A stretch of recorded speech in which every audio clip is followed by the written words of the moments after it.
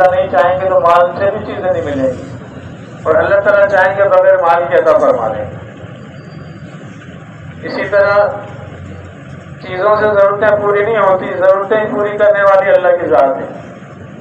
اللہ تعالیٰ چاہیں گے تو چیزوں سے ضرورتیں پوری ہوں گی، اللہ نہیں چاہیں گے تو چیزوں سے بھی ضرورتیں پوری نہیں ہوں گی۔ یہ ہے لا الہ الا اللہ، کہ اللہ سے ہوتا ہے، اللہ کے علاوہ ساری مخلوق سے کچھ نہیں ہوتا۔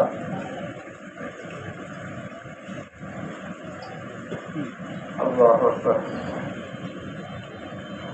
تو چیزوں سے ضرورتیں پوری کرنے والی بھی اللہ کی ذات ہے۔ اللہ چاہتے ہیں تو چیزوں سے ضرورتیں پوری ہو جاتی ہیں۔ ہم کھانا کھاتے ہیں، پیٹ بھر جاتا ہے، اللہ کا امر ہے۔ اللہ کا امر نکل جائے تو آدمی کھاتا رہے، اس کا پیٹ نہ بھرے۔ ایک بیماری ہے جس کو دور البقر کہا جاتا ہے، جس کو وہ لگتا ہے کھاتے کھاتے اس کا جباڑے رک جائیں، تھک جائیں، پیٹ پھٹنے کو آئے لیکن اس کی بھوک نہ ملے۔ ٹونس کی بیماری ہے جس کو لگ جائے پانی پیتے پیتے اس کا پیٹ باہر آ جائے لیکن اس کی پیاس نہ ختم ہو۔ اور جالوت کے واقعے میں ہم آپ سنتے رہتے ہیں کہ شدید گرمی، لمبا موسم، سفر، آگے پانی آ رہا، نہر آ رہی، اللہ کا حکم آ گیا کہ اس میں سے پانی کوئی نہ پیے، اور پینا ہے تو ایک چلو بھر پانی پی لے۔ تو جن لوگوں نے پانی نہیں پیا اللہ نے ان کی پیاس ختم کر دی، جنہوں نے چلو بھر پانی پیا اللہ نے ان کی پیاس بھی ختم کر دی، اور جنہوں نے نافرمانی کی اور خوب پیٹ بھر کے پیا کہ اتنی پیاس میں پانی ملا پانی بھی نہ پیے، جتنا پانی پیتے گئے اتنی ان کی پیاس بڑھتی گئی، حتیٰ کہ ان کے پیٹ پھول گئے، باہر آ گئے، وہ چلنے سے بھی عاجز ہو گئے۔ چیزوں سے ضرورتیں اللہ تعالیٰ پوری فرماتے ہیں۔ اسی طرح علماء کرام سے سنا اور فرماتے ہیں کہ قرب قیامت میں لوگ ایسا ایمان سوز ماحول ہوگا کہ اس کو چھوڑ کر پہاڑوں پر چلے جائیں گے، اور وہاں وہ کھانے کے لیے کوئی چیز میسر نہ ہوگی، وہ اللہ کا ذکر کریں گے، اس سے اللہ تعالیٰ ان کی بھوک پیاس کو ختم فرما دیں گے۔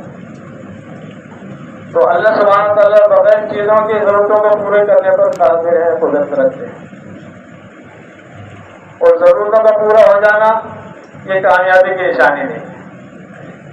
کامیابی تو وہ ہے جو اللہ قرآن میں فرما رہے ہیں کہ جو جہنم سے بچا دیا گیا، جنت میں داخل کر دیا گیا، یہ کامیاب ہے۔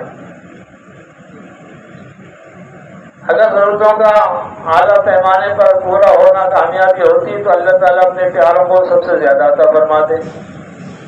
حضور علیہ السلام سے بڑا کون ہے دنیا میں اللہ کے بعد؟ اللہ کے محبوب جن کے لیے ساری کائنات بنی، لیکن آپ علیہ السلام کی زندگی ہم اور آپ سنتے رہتے ہیں کہ تین چاند ہو جاتے تھے، گھر میں چولہا نہیں جلتا تھا، گزارا کس پر ہوتا تھا؟ پانی اور کھجور۔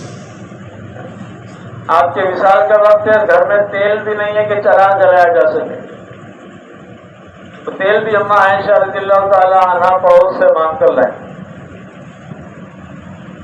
جب بعد میں کسی کو یہ واقعہ سنایا تو وہ حیرت سے پوچھنے لگے اماں جان تیل بھی نہیں تھا کہ چراغ جلاتے؟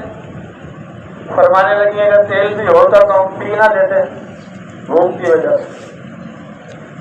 تو اسی قسمہ کرسی میں آپ علیہ السلام کی زندگی، لیکن سب سے کامیاب ترین انسان دنیا میں آپ علیہ السلام ہیں۔ اسی طرح صحابہ کرام، ان کی زندگیاں بھی تین دن کا فاقہ تو عام تھا صحابہ کی زندگیوں میں، لیکن وہ کیسے کامیاب ہوئے کہ اللہ سبحانہ وتعالیٰ فرمانے کے ایسے ایمان لاؤ جیسے صحابہ ایمان لائے۔